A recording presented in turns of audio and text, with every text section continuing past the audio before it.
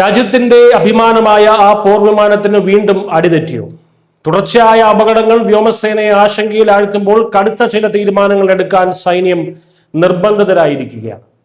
എന്താണ് ഇന്ത്യൻ വ്യോമാതിർത്തിക്കുള്ളിൽ സംഭവിക്കുന്നതെന്ന് നോക്കാം. ഫെബ്രുവരി 7 നടന്ന ഒരു പരിശീലന പറക്കലിനിടയിലാണ് സംഭവങ്ങളുടെ തുടക്കം. ഇന്ത്യൻ വ്യോമസേനയുടെ തദ്ദേശീയ യുദ്ധവിമാനമായ തേജസ് റൺവേയിൽ നിന്ന് തെന്നിമാറി വലിയ അപകടത്തിൽപ്പെട്ടു. ബ്രേക്ക് തകരാറാണ് ഇതിന് കാരണമെന്നാണ് സംശയിക്കുന്നത്. വിമാനത്തിന് വലിയ തോതിൽ കേടുപാടുകൾ സംഭവിച്ചെങ്കിലും പൈലറ്റ് സുരക്ഷിതനായി രക്ഷപ്പെട്ടത് വലിയ ദുരന്തം ഒഴിവാക്കി.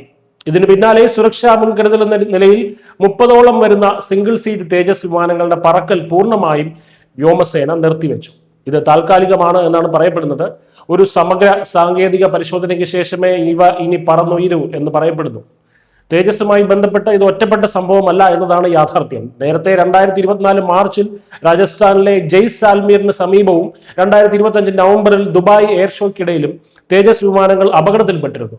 ഈ അപകട പരമ്പരയാണ് ഇപ്പോൾ ഇത്തരമൊരു കടുത്ത തീരുമാനത്തിലേക്ക് സേനയെ നയിച്ചത്.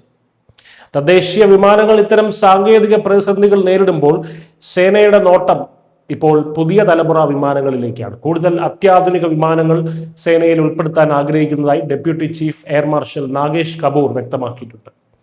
അടുത്തിടെ നടന്ന ഓപ്പറേഷൻ സിന്ദൂറിലെ താരമായ ഫ്രഞ്ച് നിർമ്മിത റഫാൽ വിമാനങ്ങളെ പ്രശംസിച്ച അദ്ദേഹം കൂടുതൽ മൾട്ടി റോൾ യുദ്ധവിമാനങ്ങൾ ഇന്ത്യയുടെ കരുത്താകുമെന്ന വ്യക്തമായ സൂചനയും നൽകുന്നുണ്ട്.